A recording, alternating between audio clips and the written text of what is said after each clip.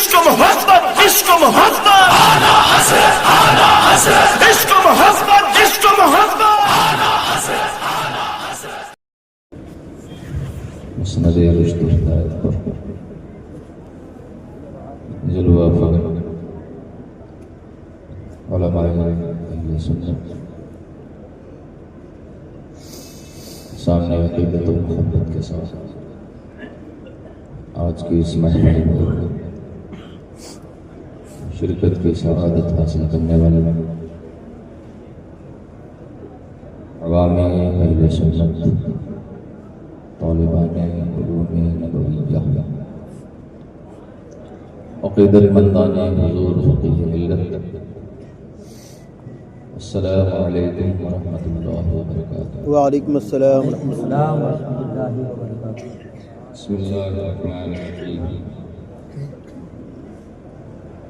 الحمد للہ وکفى والصلاة والسلام على حبیبہ المصطفى وعلى آلہ وأصحابہ أرباب الزهد والصفا. أما بعد فأعوذ بالله من الشيطان الرجيم. بسم الله الرحمن الرحيم. إن أكرمكم عند الله أتقاكم. صدق الله العظيم وصدق رسولنا الكريم ونحن على ذلك لمن الشاهدين والشاكرين والحمد لله رب العالمين. عقیدت اور محبت کے ساتھ اپنے اور ساری کائنات کے مرکز عقیدت سرور کشور رسالت و نبوت فخر زمین و زمان سیاح لا مقام مالک کل جہاں حضور احمد مصطفیٰ محمد مصطفیٰ صلی اللہ علیہ وسلم کی بارگاہ ناز میں درود پاک اللہم صلی علیہ اللهم صل على سيدنا مولانا محمد السلام علیکم صلی اللہ تعالی علیہ وسلم. آپ سبھی حضرات کو عرص حضور فقیہ ملت کی ڈھیر ساری مبارکباد. یہ بارگاہ جس میں ہم حاضر ہیں ایک ایسے عالم ربانی کی بارگاہ ہے جس کو ہم نے اپنی آنکھوں سے دیکھنے کا اعزاز حاصل کیا. ماشاءاللہ ماشاءاللہ. دارالعلوم علیمیہ جمنا شاہی جس میں خادم کی حیثیت سے اپنی خدمت انجام دے رہے ہیں، اس میں حضور والا کی کئی بار آمد ہوئی ماشاءاللہ ماشاءاللہ. اور ہم نے محسوس کیا کہ ہمارے اساتذہ درسگاہوں میں عالم کی جو تعریف پڑھاتے ہیں وہ تعریف اگر اس وقت صحیح معنوں میں کسی پر صادق آتی تھی تو وہ کسی اور کی ذات نہیں بلکہ حضور فقیہ ملت کی ذات. بے شک حق ہے. عالم کی تعریف ہمارے اساتذہ نے ہمیں یہ پڑھایا العالم والعامل. عالم اسے کہتے ہیں جو اپنے علم پر عمل کرے. ایسا نہ ہو کہ ہم نماز کی فضیلت پہ تقریر تو کریں مگر خود نماز نہ پڑھیں. ایسا نہ ہو کہ ہم حق و صداقت اور سچائی و حق بیانی کی تبلیغ تو کریں مگر خود ہم ہمیشہ جھوٹ کذب اور مداحنت والی گفتگو اور کام کریں. صاحب عرص پاک حضور فقیہ ملت کی زندگی کئی جہتوں سے منفرد اور ممتاز ہے. آپ نے اپنے علم کی روشنی میں حالات زمانہ کی رعایت کرتے ہوئے آپ نے مفید اور بہترین کتابیں بھی تعلیم فرمائی اور ساتھ ہی ساتھ اپنے علم کے مطابق عمل کر کے دین و سنیت کا وہ عظیم فریضہ انجام دیا کہ آج بیٹھے ہیں اوجھا گنج کی سرزمین پر، آرام فرما ہے اس ایک دیہات کے خطے میں، مگر آپ کے علم اور عمل کی خوشبو ساری کائنات میں بکھری ہے۔ آپ کی شان کہ کہاں کھولے ہیں گیسو یار، خوشبو کہاں تک، ماشاءاللہ۔ آپ کی عظمت اور کرامت کہ آج کوئی ایسا مدرسہ نہیں اور کوئی ایسا مکتب نہیں کہ جہاں پر آپ کی لکھی ہوئی کتابیں پڑھائی نہ جاتی۔ بچپن کی عمر میں جب ہم پڑھنا شروع کیے تھے تو حضور فقیہ ملت کی ایک لکھی ہوئی کتاب انوار الحدیث، ہم نے دیکھا کہ ہمارے جو اساتذہ نے اس کتاب کو بڑے ادب اور احترام کے ساتھ اپنے سامنے ڈیسک پر رکھ کر کے اور بڑے ہی احترام کے ساتھ اس کا مطالعہ کرتے۔ اسی وقت دل میں اس کتاب کی عظمت بھی بیٹھی اور صاحب کتاب حضور فقیہ ملت کی کرامت بھی دماغ میں نقش ہو گئی کہ جس عظیم ذات کی کتاب اتنی عظیم ہے وہ صاحب کتاب کی عظمت کا حال ہے۔ حضور فقیہ ملت کی حیات و خدمات صرف عوام ہی کے لیے نہیں بلکہ علماء کے لیے بھی مشعل راہ۔ آپ نے صحیح معنوں میں علم پر عمل کر کے دنیا کو یہ پیغام دیا کہ سب سے بہتر نصیحت وہ ہوتی ہے کہ جو اپنے قول سے نہیں بلکہ اپنے عمل سے کی جائے۔ ہم رات بھر اگر نماز کی فضیلت پہ تقریر کریں تو وہ اثر نہیں ہو سکتا کہ جو اثر صبح فجر کی نماز پڑھ کر کے ہم نماز کا جو پیغام دیں گے اس میں جو اثر ہوگا وہ رات بھر کی تقریروں سے نہیں ہو سکتا۔ حضرات، آپ سب کو اس بات پر خوش ہونا چاہیے کہ حضور فقیہ ملت علیہ رحمت و رضوان جیسا عالم ربانی اس علاقے کو نصیب ہوا، آج آپ کسی بھی گاؤں میں چلے جائیں، علاقے کے کسی خطے میں چلے جائیں، کسی گوشے میں چلے جائیں، وہاں کچھ ملے نہ ملے حضور فقیہ ملت کا نام ضرور ملے۔ ماشاءاللہ ماشاءاللہ، نعرہ تکبیر، نعرہ رسالت، فیضان حضور فقیہ ملت، علماء اہل سنت، مرکز تربیت افتاح حضرت علامہ مفتی کمال احمد صاحب مولا علی بھی۔ حضرات، یہ بلا شبہ آپ کے اخلاص کا نتیجہ تھا۔ آپ کا ہر قدم شریعت اور سنت کے مطابق ہوتا تھا۔ ہم نے تو ایسے ایسے واقعات سنے کہ ہمیں حیرت ہوتی ہے کہ آج کے زمانے میں بھی کوئی انسان اس طرح سے عمل کر سکتا ہے، چاہے وہ حق گوئی و بے باکی کی بات ہو۔ دارالعلوم میں جمدر شاہی کا اسٹیج ہے اور اسی اسٹیج پر ایک نہایت محفت خطیب اپنی زبان سے اس نے علماء کی توہین کرتے ہوئے ایک جملہ کہا کہ معاذ اللہ ایسے فتووں کو میں جوتے کی نوک پر رکھتا ہوں، میں اپنے قدم کے ٹھوکر پہ رکھتا ہوں۔ مجھے یاد ہے اس وقت حضور فقیہ ملت علیہ رحمت و رضوان دارالعلوم علیمیہ جمدہ شاہی میں تشریف فرما تھا اور آپ کے کانوں تک جب یہ آواز پہنچی آپ کو جلال آیا، حق گوئی و بے باکی کی عملی تفسیر بن گئے اور آپ نے ارشاد فرمایا کہ یا تو یہ خطیب اسٹیج پر رہے گا اور یا تو جلال الدین جائے گا. آپ ذرا غور کریں, آج تو مداحرت کا دور ہے, آج تو حق پسندی اور حق گوئی و بے باکی آج ہم سے کوسوں دور ہو چکی ہے. ہم تو چہرہ دیکھ کر کے حکم بیان کرتے ہیں, ہم تو اپنے تعلقات اور حلقہ احباب کو دیکھ کر کے مسائل بیان کرتے ہیں.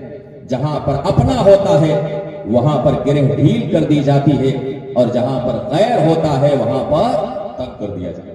حضرات, ہمیں ان سب چیزوں سے, حضور فقیہ ملت کی زندگی سے, اس تعلق سے ہمیں سبق لینا چاہیے. میں تھوڑی دیر کے لیے بس حصول برکت کے لیے حاضر ہوا, اور یہ کرم ہے شہزادگان حضور فقیہ ملت کا, خصوصیت کے ساتھ حضرت العلامہ شہزادے حضور فقیہ ملت حضرت علامہ مفتی انوار احمد صاحب قبلہ امجدی اور شہزادے حضور فقیہ ملت حضرت علامہ مفتی عبداللہ احمد صاحب امجدی اور حضرت علامہ مفتی اظہر احمد صاحب قبلہ, اور ہمارے دائیں ہاتھ پہ نبیر حضور فقیہ ملت تشریف فرمائے.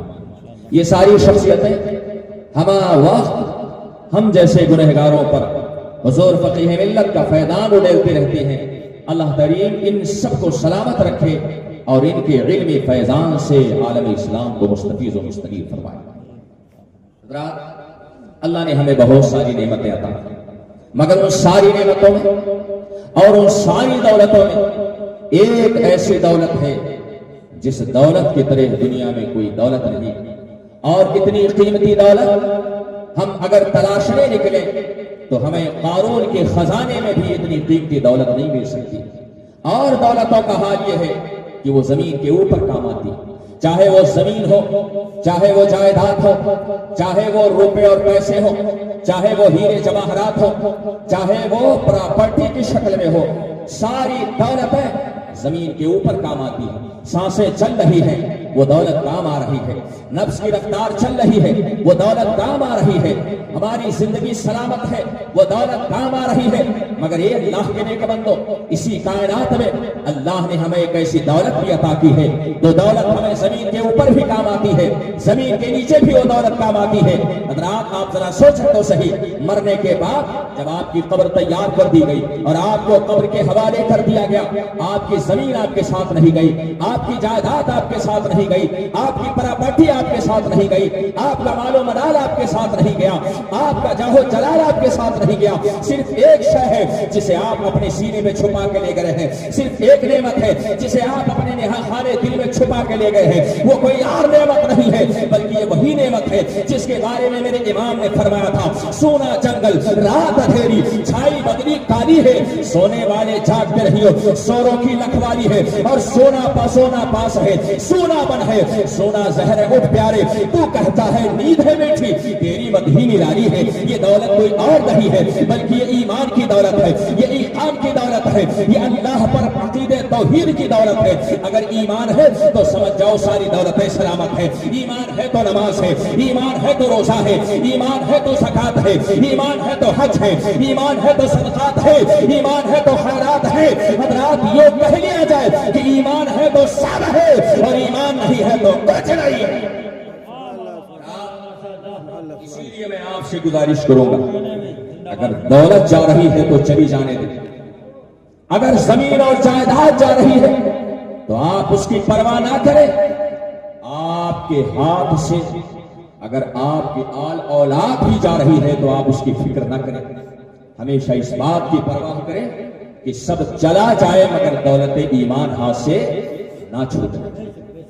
آج کی لحاظ کا دور ہے, آج کے ارتداد کا دور ہے, آج گلی گلی نگر نگر ڈگر ڈگر آپ کو مال چور کم ملیں گے, ایمان چور آپ کو ہر جگہ مل جائیں گے. آپ ذرا غور تو کریں کہ ایمان کتنی قیمتی چیز ہے کہ میرے رب نے ساری دولتوں کو, ساری عبادتوں کو ظاہر میں رکھا. ہم نماز پڑھیں دنیا دیکھ رہی, ہم روزہ رکھیں دنیا دیکھ رہی ہے, ہم حج کرتے ہیں دنیا دیکھتی ہے, ہم زکات دیتے ہیں دنیا دیکھتی ہے, مگر ایمان کے دولت کو اللہ نے ہمارے ظاہر میں نہ رکھا, اللہ نے ہمارے ہاتھ میں نہ رکھا, اللہ نے ہمارے سر کے اوپر نہیں رکھا. اللہ نے دولت ایمان کو رکھا ہے تو سینکڑوں پردوں میں چھپا کے ہمارے لحاظ خانے دل میں رکھا ہے، اس لیے کہ یہ ثابت حیات ہے کہ جو چیز سستی ہوتی ہے اسے چھپایا جاتا ہے، اور جو چیز مہنگی ہوا کرتی ہے اسے پردوں میں چھپایا جاتا ہے۔ نعرہ تکبیر، نعرہ رسالت، علماء اہل سنت اور سے فقیہ ملت، جشن دستار مفتیان اسلام۔ حضرات، ایمان کی بنیاد دو محبتوں پر۔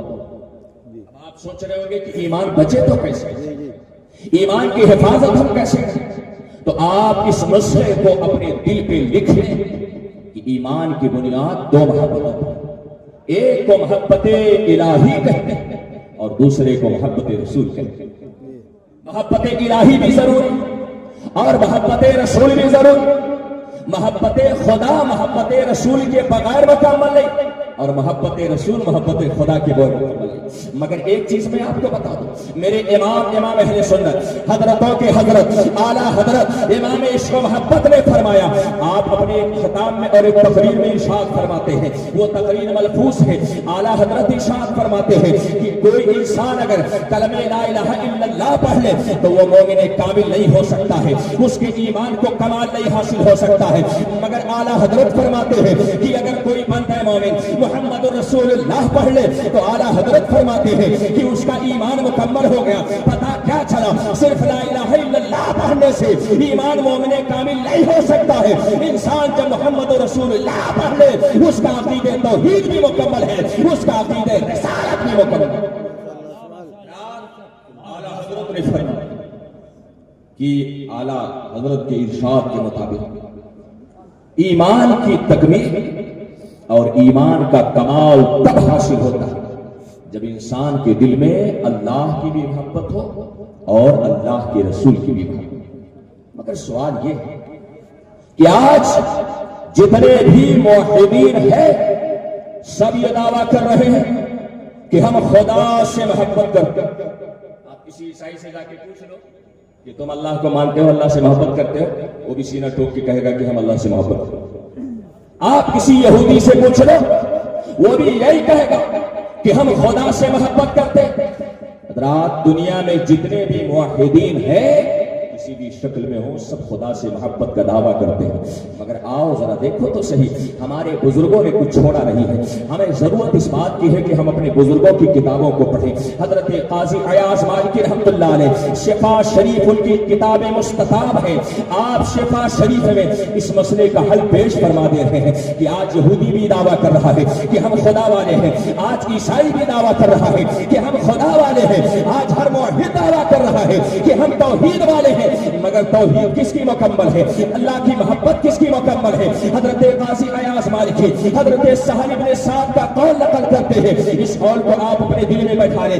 آپ ارشاد فرماتے ہیں کہ اگر کوئی دعویٰ کر رہا ہو کہ ہم خدا سے محبت کر رہے ہیں تو تم اس کو دعوے کو سچا کیسے سمجھو گے؟ اس کا معیار کیا ہے اور اس کے جانچنے کا نسخہ اور آلہ کیا ہے؟ حضرت قاضی ایاز فرماتے ہیں کہ آپ دیکھ لو، اللہ کے رسول صلی اللہ علیہ وسلم ارشاد فرماتے ہیں، بزرگوں کا ارشاد پاک ہے، آپ ارشاد فرماتے ہیں علامت حب اللہ حب القرآن۔ اگر کوئی یہ دعویٰ کر رہا ہو کہ ہم خدا سے محبت کر رہے ہیں، اگر کوئی یہ دعویٰ کر رہا ہو کہ ہم عقیدہ توحید والے ہیں، تو تم یہ دیکھ لو کہ اس کے ہاتھ میں اللہ کا قرآن ہے۔ اگر اس کے ہاتھ میں اللہ کا قرآن موجود ہے تو سمجھ جاؤ اس کی محبت الہی مکمل ہے، اور اگر اس کے ہاتھ میں تمہیں توریت نظر آ رہی ہو، تمہیں زبور نظر آ رہی ہو یا کوئی اور کتاب نظر آ رہی ہو تو سمجھ جائے اس کی محبت کا دعویٰ چھوٹا ہے۔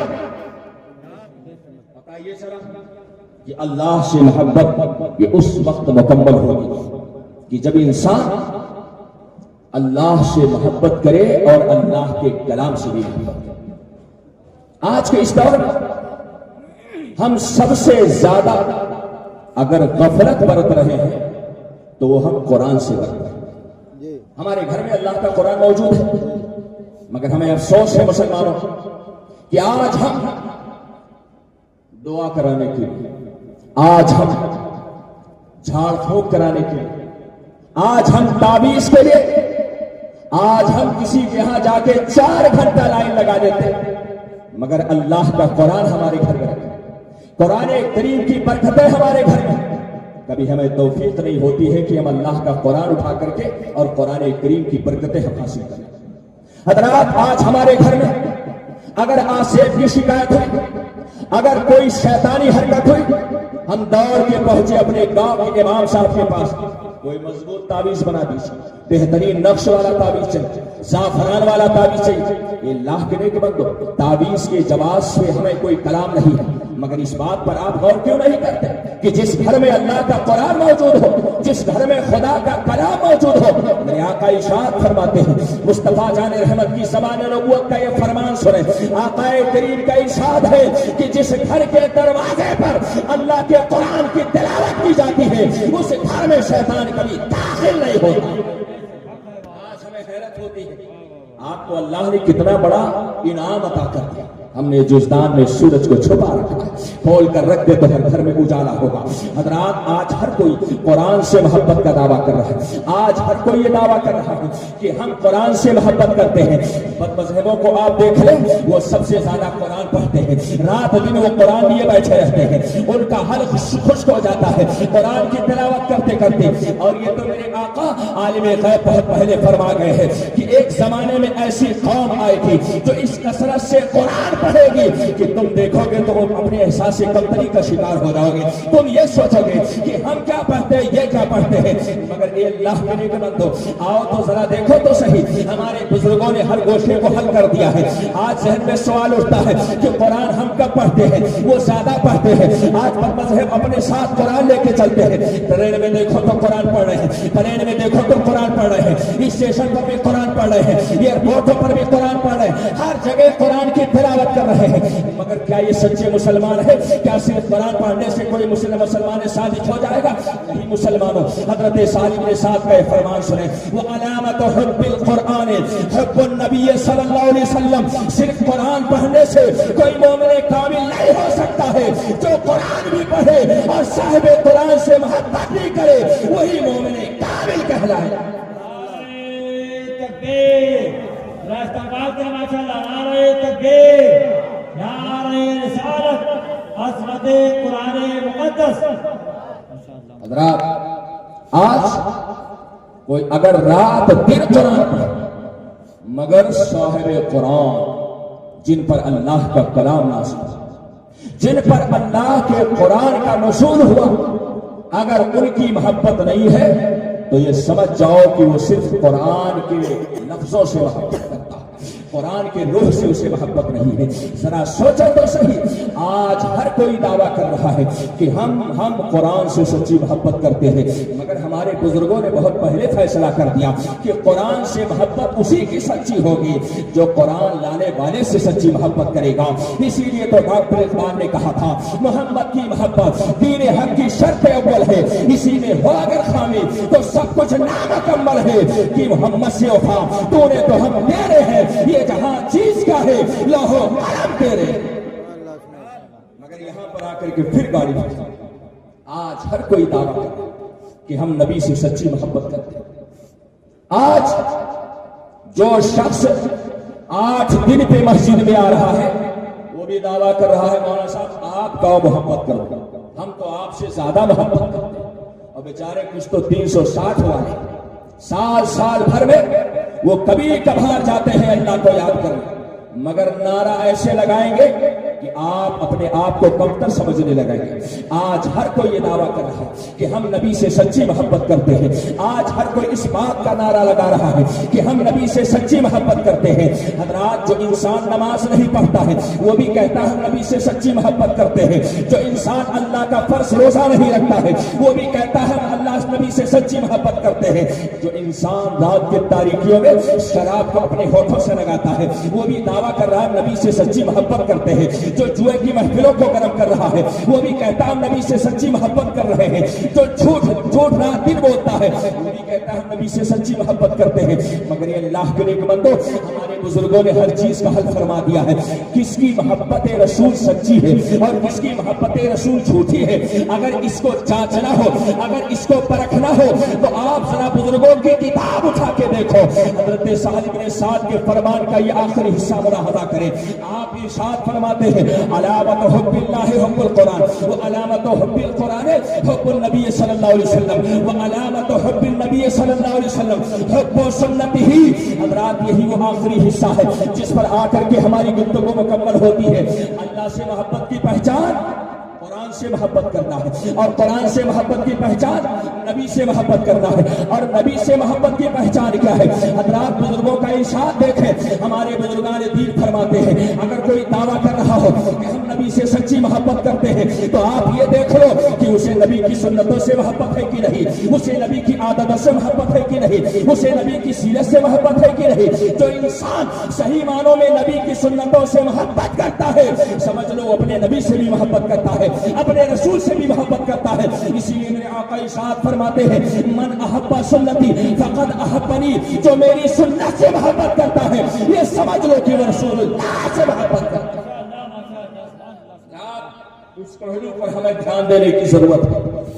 آج اپنے گھر میں صرف یا رسول اللہ کا نقش لگا لینے سے کام نہیں چلتا، اپنے گھر میں صرف گنبد خضرا کی تصویر لگانے سے محبت مکمل نہیں ہو سکتی۔ اگر محبت کو مکمل کرنا ہے تو آؤ رسول اللہ کی سنتوں کو اپنائیں۔ ہم صبح جب سو کر کے اٹھتے ہیں ہمارے ہاتھ میں برش ہوتا ہے، اور برش کے ساتھ ہم کلوز اپ یا کولگیٹ منجن لیتے ہیں، اور اس کے بعد ہم برش کر کے دعویٰ کرتے ہیں نبی سے ہم سچی محبت کرتے ہیں۔ اللہ کی نعمت تو ہماری صبح کا آغاز ہی سنت رسول اللہ کے بغیر ہو رہا ہے۔ حضرات میرے آقا کا ارشاد ہے جو انسان صبح اٹھے اور مسواک کرے اور مسواک کر کے اللہ کے گھر میں جا کے نماز پڑھے، اللہ اسے ایک نماز کے بدلے میں 70 نمازوں کا ثواب عطا کرے۔ اس پہلو پر کب ہم دھیان دیں؟